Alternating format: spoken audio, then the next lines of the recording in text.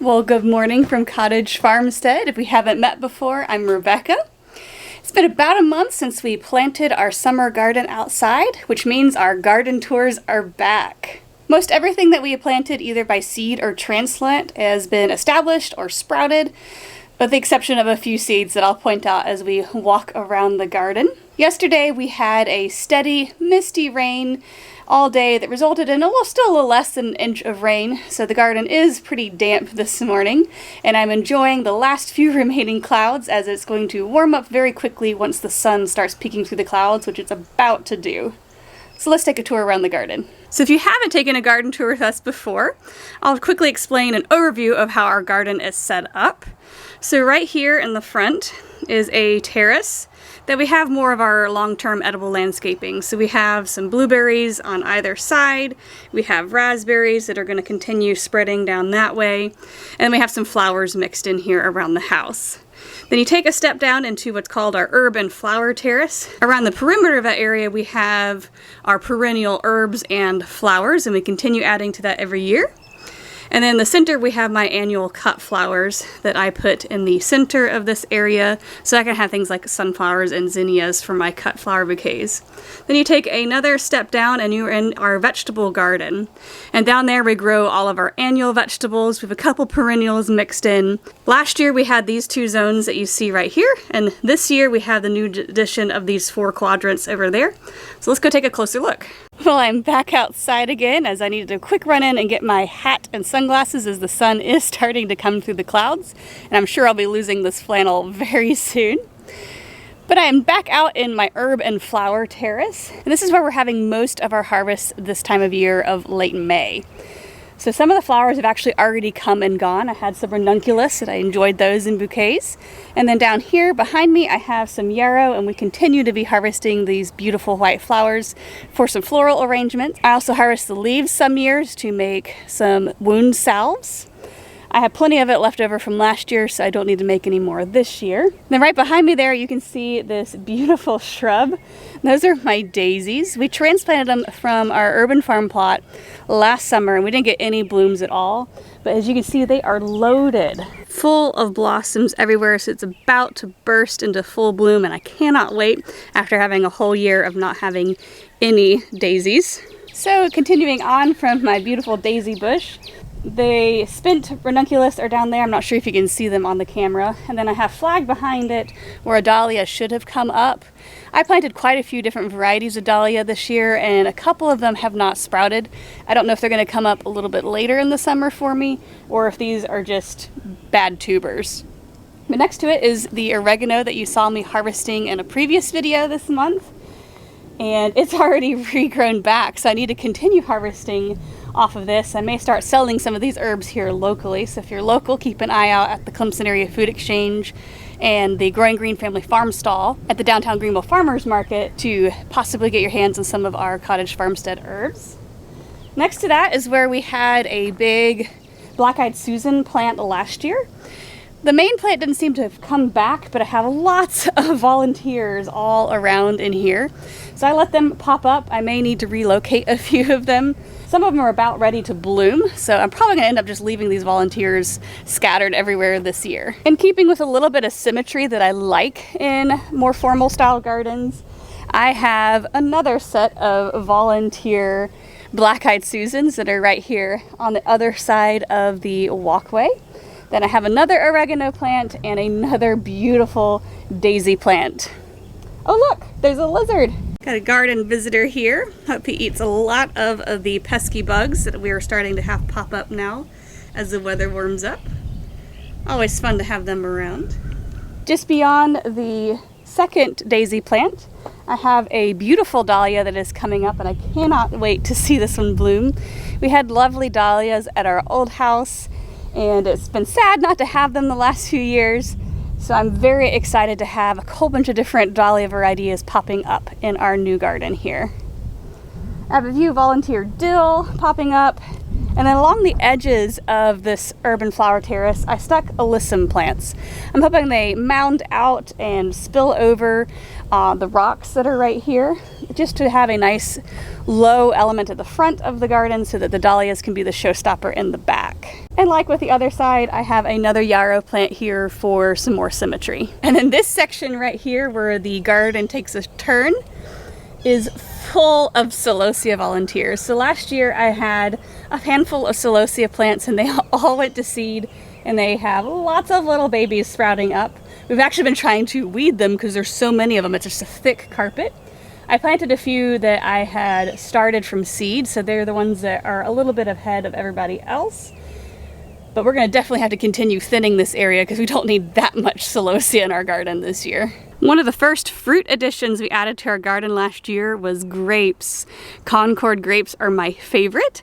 So Farmer Nathan built me this trellis, and we bought some 2- and 3-year-old vines.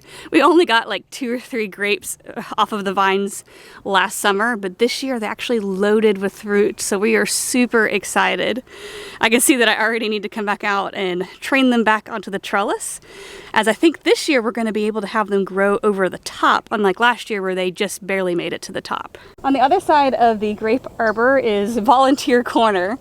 I've tried planting various things here over the last year, and for the most part it's just the volunteers that end up taking over this area. So I have some black-eyed Susans that help themselves. Some of the celosia from the other side must have washed down, so we have a whole bunch of celosia popping up. And we definitely have some grass we need to be pulling out of here. We're hoping this year to work a little bit more on the water flow, as we do have some washout issues when we have really heavy rains. And we seem to be getting more and more of those really heavy rain events. Actually, just last week we had 4 inches of rain in less than 12 hours, and it just does a number on the garden since it is on a gentle slope. And this is one of those corners that gets washed out pretty regularly, so the volunteers are usually survival of the fittest, and they're the ones that thrive here, but it'd be nice to maybe build in maybe a slight raised bed to help prevent the soil erosion so I can grow other things in this area eventually. So taking another turn and going down the other section of the urban flower perennial zone is the showstopper of our late spring garden here. We were gifted 3 rose plants this year, 2 from a friend and 1 from my in-laws, and this one has been blooming so beautifully. I've been putting it in cut flowers. It smells almost like a gardenia, so it's so lovely to have in the house. I love the peachier color. I'm not a huge fan of pink, but I do enjoy the more muted pastel colors in a spring garden, so this has been a lovely addition, and I'm so glad that it's happy growing in our garden. So moving on from the rose bush, we come to my beautiful rosemary shrub. We tried transplanting some of our rosemary from our old house, and it just didn't survive the move. So we bought 1 small little rosemary plant at the South Carolina Botanical Gardens plant sale last year, and it has loved this location. It was a small little plant last year, and it grew into this huge shrub. It even survived the deep freezes that we had a few nights this winter. So I took some cuttings from it and started a few little plants that are also planted along this side of the urban flower terrace. So I'm looking forward to have plenty of rosemary. Actually, it looks like I need to start harvesting some more off of this to get it dehydrated so I can put it in our pantry for the winter ahead. Next to that, on the ground there, I have some very tiny little chamomile plants. Started those from seed. Last year I grew some chamomile, and it was fun to be able to put up enough to have a couple cups of chamomile tea from our garden over the winter. It was some of the best tasting chamomile tea that we have had in a long time, so hoping to grow some more again this year. Then next to that I have a bolting parsley plant. Planted that back in the fall, and it didn't really get going until it started getting warm, and then it suddenly bolted, so I didn't get a whole lot off of that parsley plant, so I'm going to probably need to plant some more parsley later when it starts cooling down in the late summer. Just beyond that, I have another dahlia plant that I am excited is doing so well. And then I also planted some, I think it's called Gaillardria seed, and I'm very curious to see how those turn out. I planted a few of them along here. It's supposed to do really well in poor soil conditions, survive drought, and that's a lot of what we have here in South Carolina. A lot of this bed right here is mostly just red clay, so if it can survive poor soil, great. We also had a 3-month drought last summer, so if it handles drought, even better. So I'm looking forward to see what kind of flowers, if it works well as a cut flower. for us. So we'll see. So far they're doing great. A little bit more parsley, some more oregano, and then over here I have a few volunteers. Had a bachelor button come up again. I have another feverfew that's trying to pop up there. Looks like I might be getting a few volunteer echinacea plants, which should be fun. And just beyond those handful of volunteers is our lavender. I'll have to walk around and get another angle of it, as it is beautiful this year. Two of the plants we got at the botanical garden sale last year. We have them on each side of the step down into their vegetable terrace. And then Growing Green Family Farms was turning over one of their zones back to pasture, and they had a few lavender plants, so I grabbed a couple more of those. So those have been doing beautifully as well. This is the culinary variety of lavender, I believe, and that is the English lavender, if I'm not mistaken. And then in front of it, right there, is our echinacea plant. It was the only survivor that we took from our old flower garden, and it's exciting to see that it may have a few little babies that are popping up. I spread some of its seed around last year in hopes that it would reproduce, and it looks like we might get a few more plants. And right here at the corner where we step down into our vegetable terrace, I have a few different plantings here. I bought some anemone corms and placed them on each side of the entrance, and they have been blooming beautifully. I have harvested most of them from this week's blooming that I have them inside and have been enjoying them in there. And then my mother gifted me some of her extra orange oriental lilies, and they have just started blooming this week, so that's been a fun, colorful addition. And then for symmetry, on the other side, I have the same thing. I have the oriental lilies, I have the anemones, more lavender, but I do have some zinnias popping up. So I grew the miniature zinnias on both sides of this step down last year, and I have a few volunteers popping up, so I'm curious to see what colors pop up this year. And similar to the other side, to continue our symmetry with most of our perennials over here, I have another dahlia, some more alyssum, along with some volunteer dill throughout. And then this is another rose bush that was gifted to us by our friends that has also been blooming beautifully. This one hasn't been the best cut flower, but it's been very pretty to see outside my kitchen window, which is directly behind y'all. So it's been fun to see it blooming out here in the spring garden. Have some more thyme.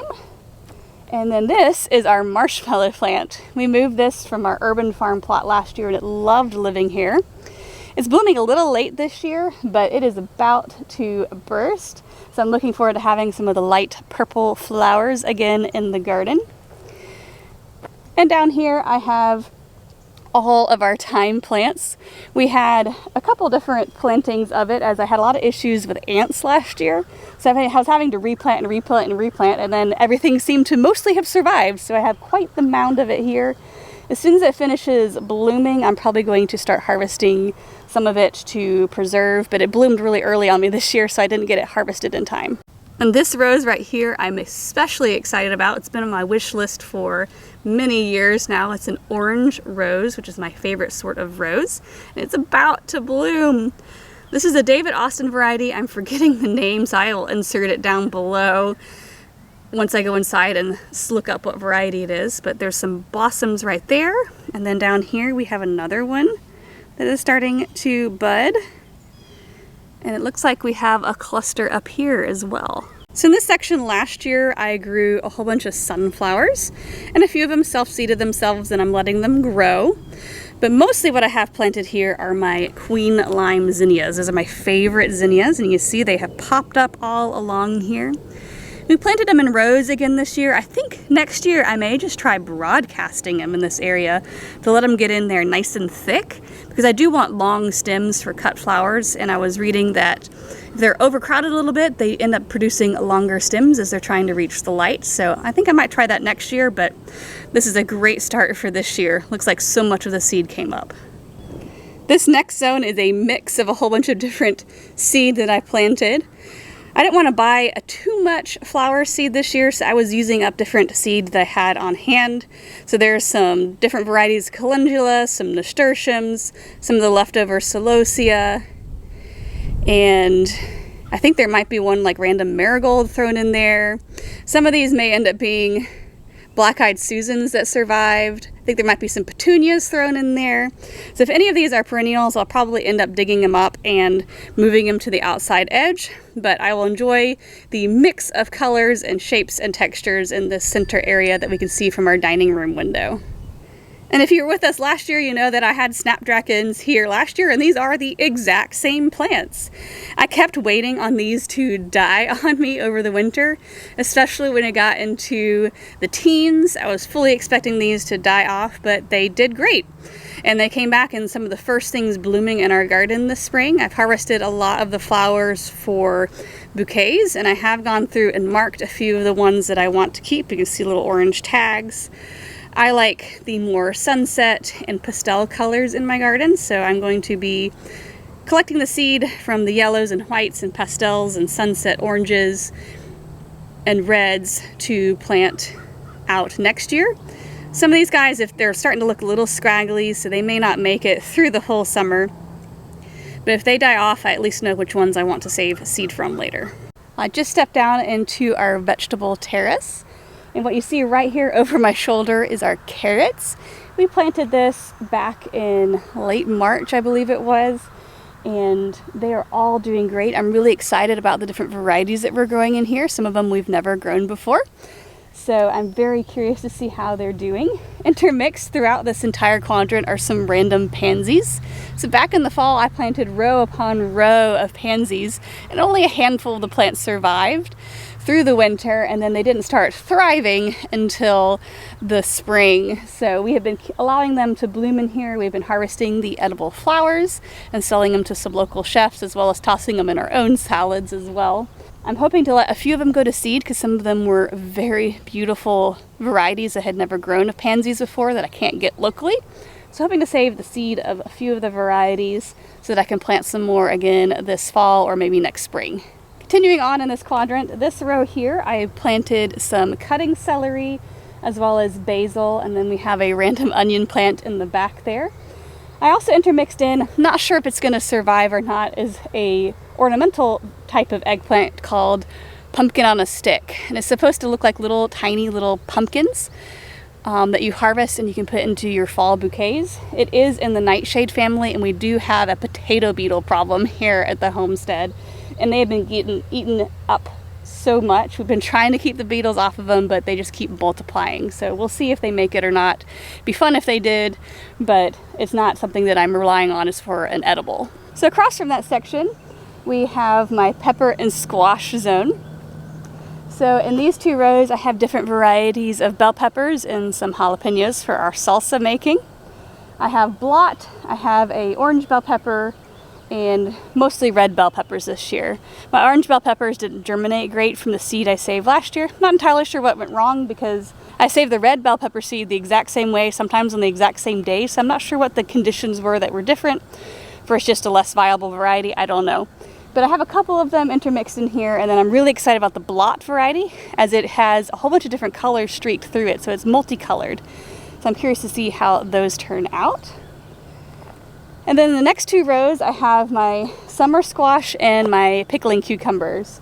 So this should be lemon squash right here. All of it had germinated, but we did have some washouts. So I think two of my plants got washed away when we had that really heavy rain last week. But I have 3 survivors, which should produce plenty of summer squash for Nathan and I. And this row has our pickling cucumbers. I like eating them fresh as well as pickling them for Farmer Nathan.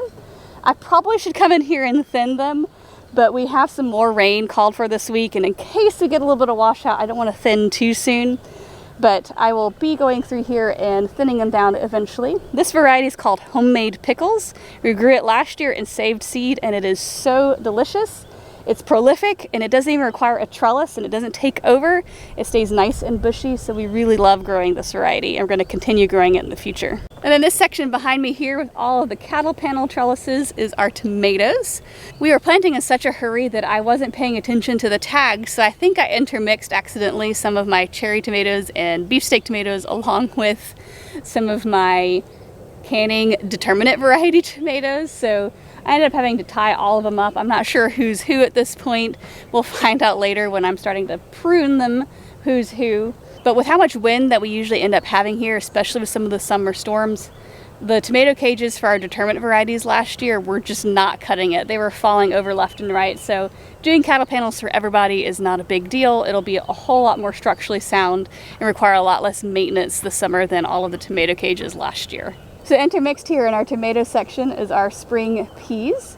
So we've been enjoying the flowers and the snow peas in different meals. I'm actually planning on cooking with some of them in a couple days, a new dish that I want to try. And then planted underneath them down here are our tomatillos. We had one really great year of growing tomatillos and made some delicious homemade salsa verde. But the last few years that we have grown it, we have not been able to get enough tomatillos before the bugs get to them to even merit canning salsa. So I did buy a hybrid variety of tomatillo to see if it has a little bit more pest resistance. If this crop fails, we may take a break from trying to grow tomatillos for a while, as it is rather disappointing to have so much fruit coming off of the plant and every single one of them is rotten with a bug inside. This next section is a mix of things. In this first row right here, we have our cantaloupe and our watermelons.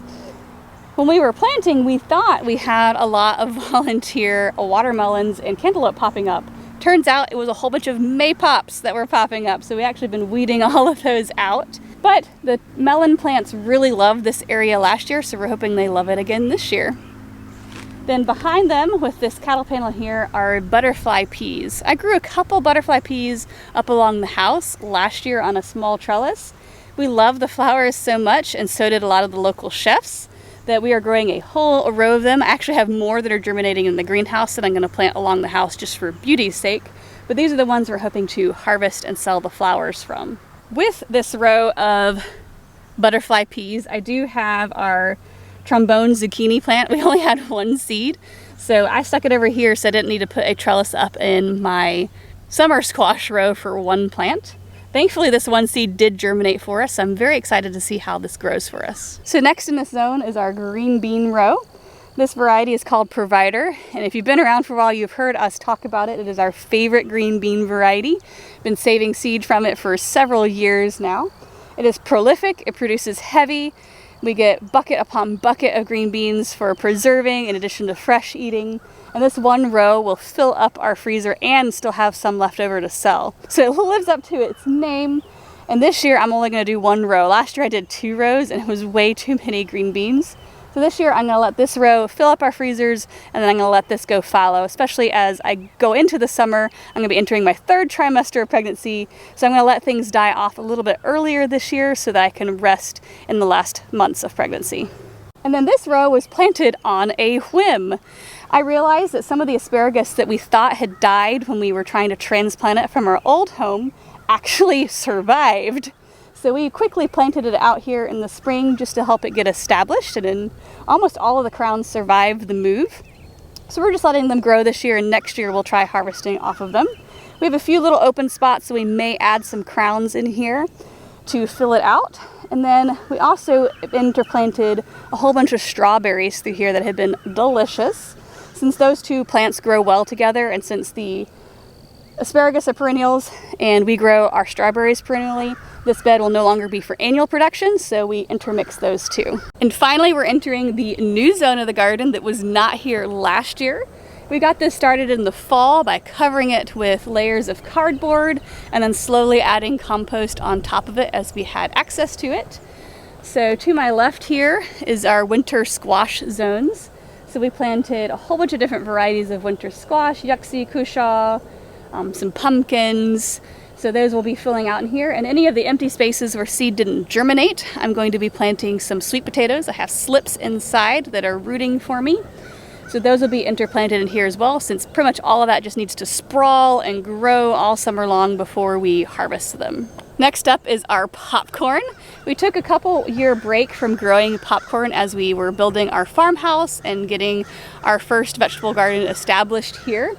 So we're super excited to be growing it yet again. It is thriving. We put down a little bit of feather meal, which is full of nitrogen, just before the rains. We're hoping that this really starts taking off. And then this last section here is our potato patch. We purchased 2 bags of seed potatoes, and then I had some leftover potatoes from last year that I planted out. As you can see, the seed potatoes are actually outperforming the ones that we saved ourselves, so we will probably not save any of those potatoes in that far row. They have been eaten the most by the potato beetles. These have been thriving despite being nibbled on by potato beetles. So we'll probably be saving from this variety for future years, or at least rebuying from the same company because they have been outperforming.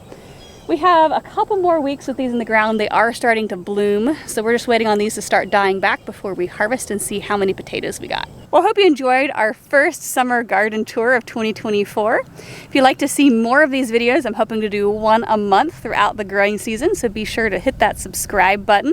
I look forward to sharing more of what is coming out of our garden next month, and with that, I'll catch you next time.